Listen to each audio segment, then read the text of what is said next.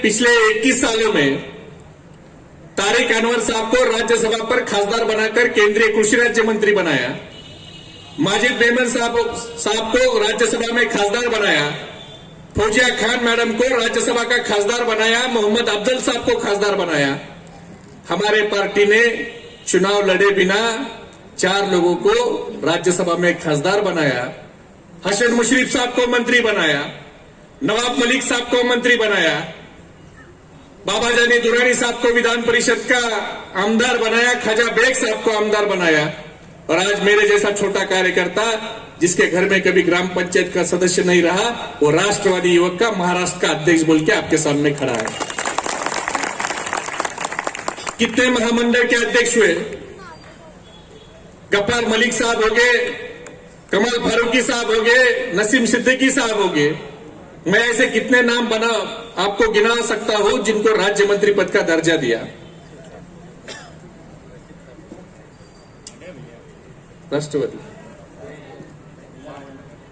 राष्ट्रवादी का बोल रहा हूं, ये सब हमारे नेता पवार साहब ने किए।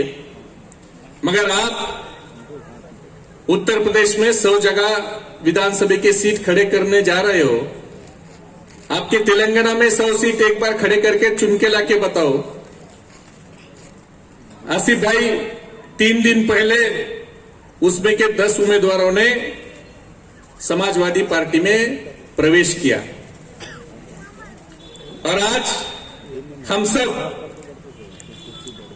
आसिफ साहब का मैं तहे दिल से शुक्रिया अदा करना चाहता हूं। खासकर आसिफ साहब में क्या जादू है पता नहीं, मगर जब से उन्होंने राष्ट्रवादी में प्रवेश किया है, मैं 3 बार मालेगांव आ चुका हूं।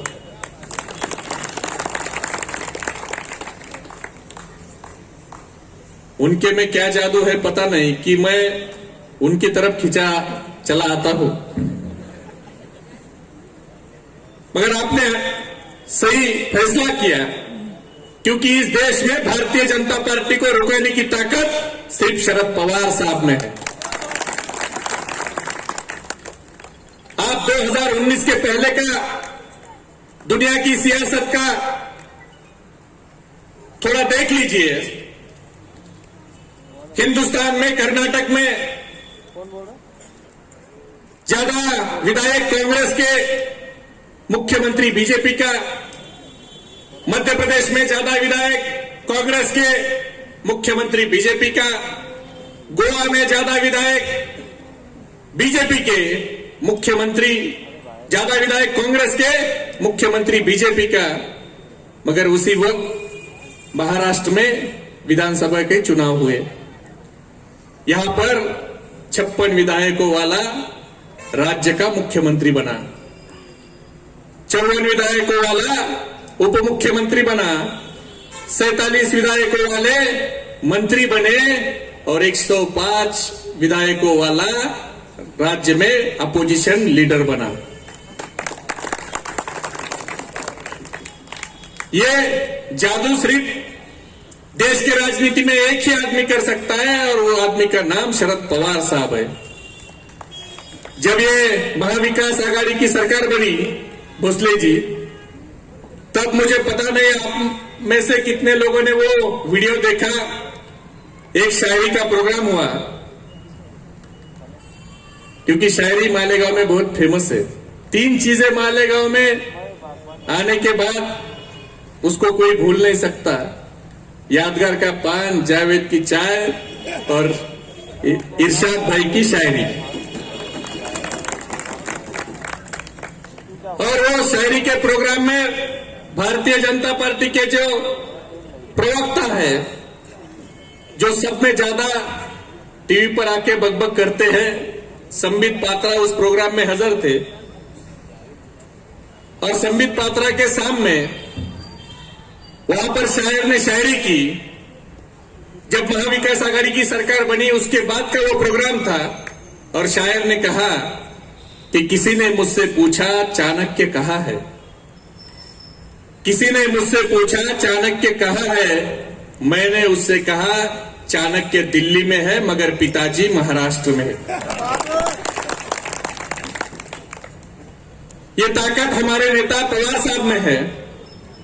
जब झारखंड में सोरेन नाम का मुख्यमंत्री शपथ लेते हैं और उनसे हमारे पत्रकार भाई पूछते हैं कि भारतीय जनता पार्टी की जो दहशत है, हुकुमशाही है, इसके खिलाफ लड़ने की ताकत आपको कहां से मिली, तब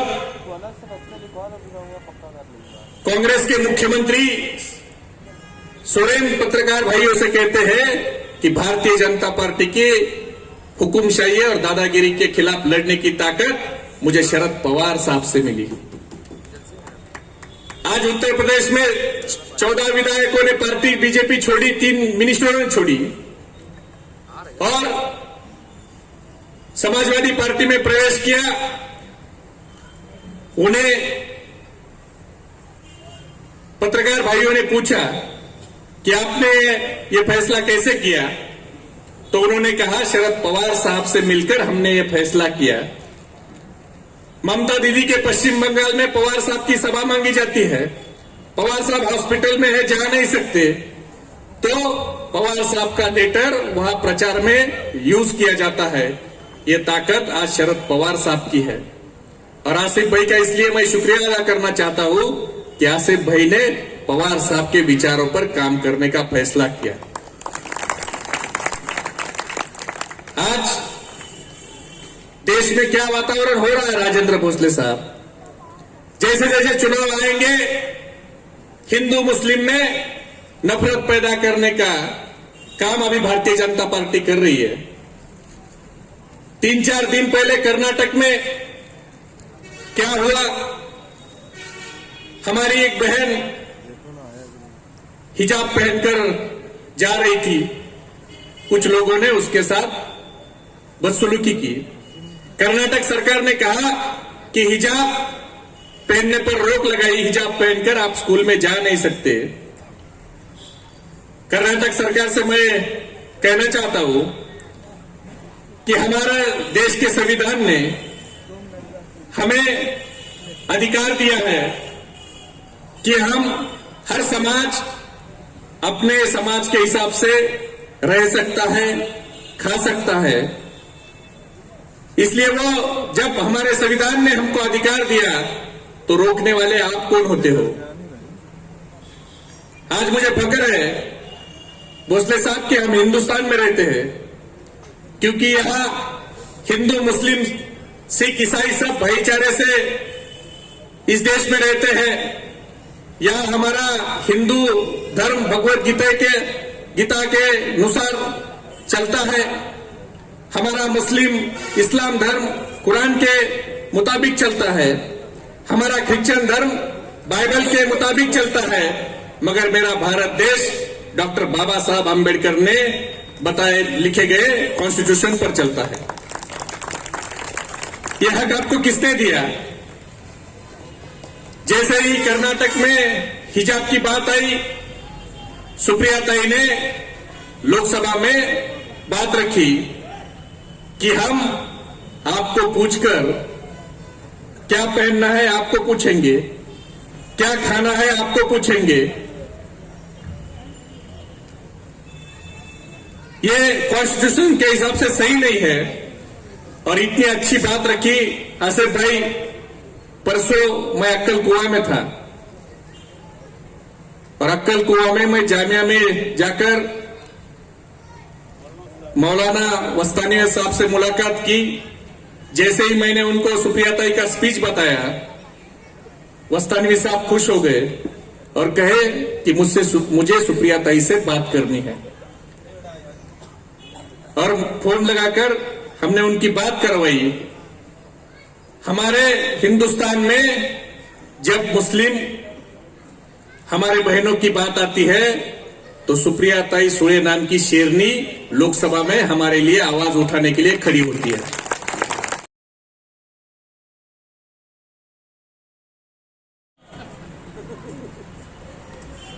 ये बातें सब जो निहाल अहमद साहब ने कही थी सामने धीरे धीरे आ रही है। मैं इससे पहले भी कहा, आज दोबारा बोल रहा हूं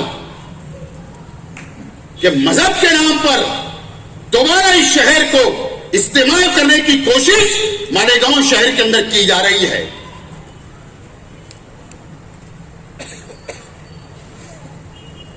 अगर मैं बोलूं तकरीर और ज्यादा बढ़ के बोलूंगा तो कल मेरी मुखालफत आज से अभी से शुरू हो जाएगी, मुझे समझता है।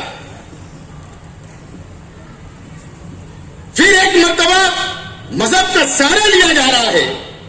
मेरा सवाल है, हमारी तंजीम जिन्होंने ऐलान किया था एहतजाज का, सदरों को जाने दो, लेकिन बाकी जो जिम्मेदारान उहदेदारान है, मेरा सवाल है कि अगर वो दीनी तंजीम का, मिल्ली तंजीम का प्रोग्राम था तो उस मंच के ऊपर सियासी उनकी पार्टी के कॉर्पोरेटर क्या कर रहे थे? ये सवाल है, वीडियो है, यूट्यूब के ऊपर आप जाओ। तो तुम ये सियासत नहीं कर रहे थे तो क्या कर रहे थे? ये अच्छी बात नहीं है कि कोई तंजीम को शहर की आवाम गलत नजर से देखे, शक की निगाह से देखे। ये शहर के लिए और दीनी तंजीम के लिए अच्छी बात नहीं है। लेकिन ये शहर का एक मर्तबा फिर इलेक्शन आ रहा है, तो तुमने तो 2 साल कुछ किया नहीं। फिर एक मर्तबा मजहब का सहारा लेने की कोशिश की जा रही है। ये शहर के नौजवान समझे, शहर की मां बहनें समझे, शहर के बुजुर्ग समझे, अगर ये शहर को वापस डेवलप के रास्ते पर ले जाना है, वापस खड़ा करना है, तो आप तमामी लोगों को, शहर के अवाम को इस तमामी बातें पर सोच के फैसला करना होगा, सोच समझ के फैसला करना होगा। और मुझे बहुत बातें बोलनी थी, लेकिन आज मैं नहीं बोलूंगा। ये ताल्लुक से मुझे नहीं बोलना था। कोई भी आर्टिकल उठाकर व्हाट्सएप पे चला रहा है, कोई भी आर्टिकल उठाकर अखबार के अंदर छाप रहा है, कोई भी न्यूज छपवा दी जा रही है। या आप बोल दो कि मुस्कान खान ने अल्लाह अकबर बोली तो गलत बोली, आप बोल दो। जब वो मुस्कान खान से इंटरव्यू लिया गया तो उससे सवाल किया एंकर ने, टीवी चैनल वाले ने, कि इतने लोग सामने आ गए थे, आप घबराए नहीं? बोले मैं बहुत घबरा गई थी, और जब मैं घबराती हूं और डरती हूं तो मैं अल्लाह अकबर बोलती हूं, और मैंने अल्लाह अकबर बोला। और पूरी दुनिया ने देखा, पूरी दुनिया सलाम कर रही है और आप उसकी मुखालफत कर रहे हो। शर्म आना चाहिए। क्या उर्दू घर के अंदर अखाड़ा रखे पहलवानी लड़ी जाएगी? अखाड़ा बनने वाला था, कराटे लड़ाए जाने वाले थे, खिलाए जाने वाले थे, जिन खाना डालने के लिए बनाया गया। अरे शर्म करो, ये सोचो तो सही कि मुस्कान खान ने, उसके साथ हादसा कहां पर हुआ, हिजाब का मामला कहां पेश आया? स्कूल के अंदर आया, स्कूल के अंदर जब वह तालीम लेने गई थी, और उसके साथ ऐसी हरकत कहां पर हुई? उस स्कूल के कैंपस के अंदर हुई, उस स्कूल के अंदर हुई। और अगर तालीम लेने के लिए वो गई थी, और अगर वो तालीम याफ्ता है, तालीम हासिल कर रही, तो उर्दू घर भी तालीम के लिए ही बनाया गया था, उसकी लड़ने के लिए नहीं बनाया गया था। इसके लिए नाम दिया जा रहा है। और जो बात कारपोरेशन ने ऐलान किया हमारे इख्तियार के लोगों ने, वो वापस ली जाने वाली नहीं है, वापस नहीं ली जाने वाली है। चाहे हमारा प्रस्ताव गिर जाए, चाहे मुखालफत में किसको वोट देना दे। इससे पहले भी तुम 2017 के अंदर बीजेपी के साथ मेयर बनाने चले थे, आज हर और उनके साथ दे देना, क्या फर्क पड़ता है? दे देना। कम से कम ये शहर देखेगा, इस देश देखेगा, इस हिंदुस्तान के मुसलमान देखेंगे कि पूरे हिंदुस्तान के अंदर मुस्कान की कई मुखालफत नहीं की गई, लेकिन ये मस्जिद और मीनारों के शहर के अंदर मुखालफत की गई। ये हिंदुस्तान को जरा देखने दो,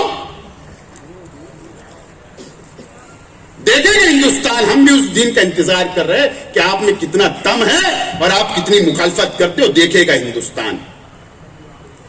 ये शेख रशीद साहब का ही जिक्र था कि हारून अहमद अंसारी साहब के नाम से इस हॉस्पिटल का नाम रखा। ये शेख आसिफ था कि तुम्हारे वालिद मोहतरम के नाम से महासभा के हॉल का नाम साथी निहाल अहमद रखने की तजवीज भी इस शेख आसिफ ने पेश की थी।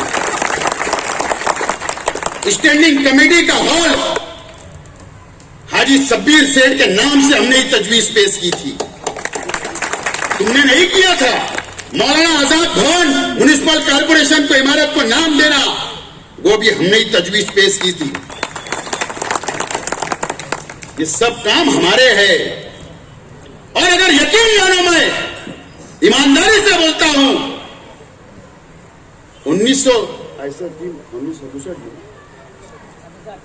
1967 से लेकर आयशा हकीम जिस वक्त एमएलए थे तो 2022 आ गया, आज ही याद आई।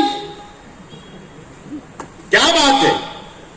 अरे अगर 2 दिन पहले आयशा हकीम की तजवीज पेश कर देते तो खुदा की कसम उस उर्दू घर का नाम आयशा हकीम के नाम से रहता। लेकिन तुम्हारी नीयत खराब है। मुस्कान खान का नाम आया तो इसलिए आयशा हकीम का नाम आगे किया गया कि शहर के अंदर तनाजा पैदा हो। और तुमको फिक्र करने की जरूरत नहीं। आयशा हकीम आपा भी हमारी लीडर थी और इख्तियार अभी हमारे पास और 4 महीना है। तुमको वो मौका नहीं देंगे। वो खुश नसीब भी हम ही लोग होंगे कि ऐसी चीज के ऊपर ऐसा जब तुम्हारे वालिद के नाम हम रख सकते तो आयशा आपा तो भी हमारी है। फिक्र मत करो, ये मत समझो कि बोलने वाला कोई नहीं है। मैं कम बोलता हूं तो उसका गलत फायदा मत उठाओ। मैंने अली अकबर के जलसे के अंदर लास्ट में एक जुमला बोला। ऐसे मेरे पास शहर के कई लीडरों के लिए लास्ट जुमला बाकी है, लेकिन मैं मर्यादा में रहकर कुछ बोलता नहीं तो इसका गलत मतलब नहीं उठाना चाहिए। न तो मेरे किरदार के ऊपर तुम सवाल उठाकर बताओ। हरी बेडशीट भी हमको मालूम है,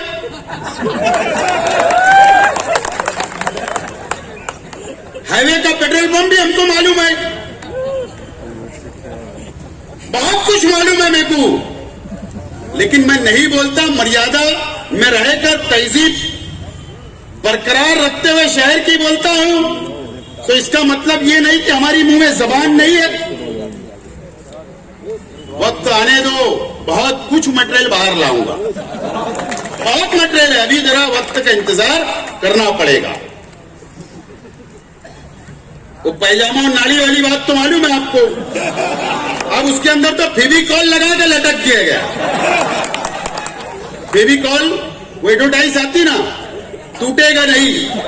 तो ये इतना फेविकॉल हाथ में लगा के लटके है कि ये फेविकॉल टूटने वाला, डाली टूट जाएगी लेकिन वो रस्सी हाथ से नहीं छूटने वाली। ये तो देख रहे आप लोग व्हाट्सएप के ऊपर। लेकिन अभी हम लोग जरूर कारपोरेशन के चुनाव में एक एक गली, एक एक मोहल्ले के अंदर जाकर इनके काले करतूत हम बताएंगे।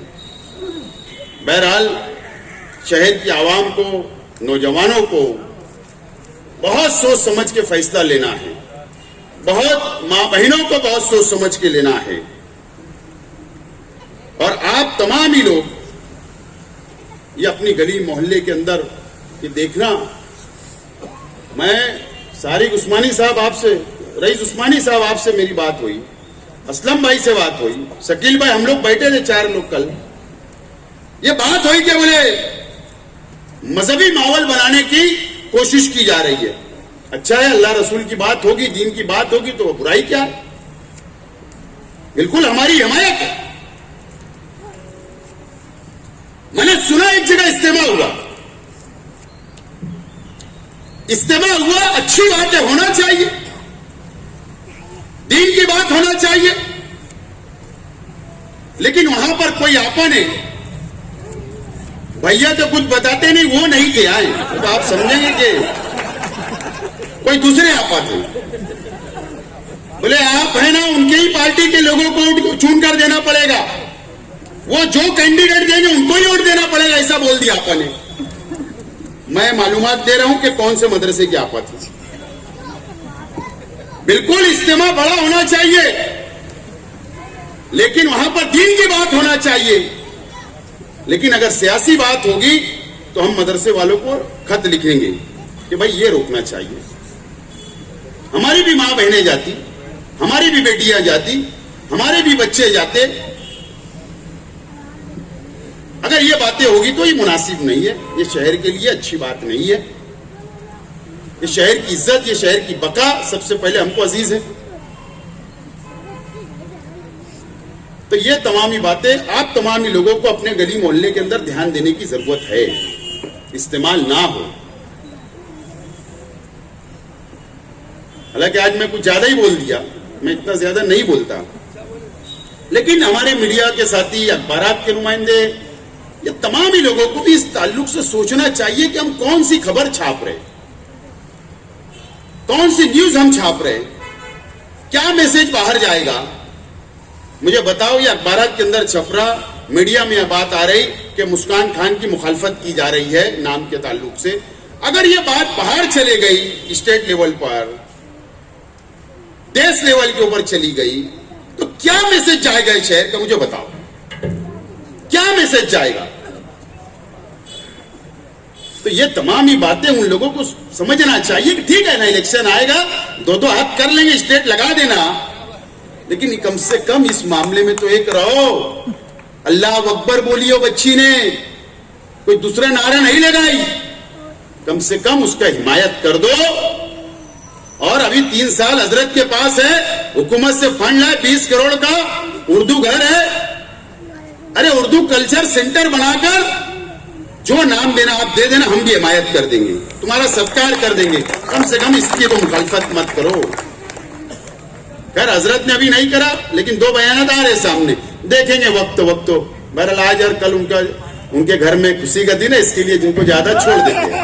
बहरहाल आप तमाम ही लोग, आप तमाम ही नौजवान साथियों का, खास तौर से महबूब भाई, उनके तमाम ही पदाधिकारी जो महाराष्ट्र से आए, हमारे तमाम ही जिम्मेदारान, कॉर्पोरेटर, पदाधिकारी, नौजवान साथियों का मैं शुक्रिया अदा करता हूं और मेरी बात खत्म करता हूं। शुक्रिया।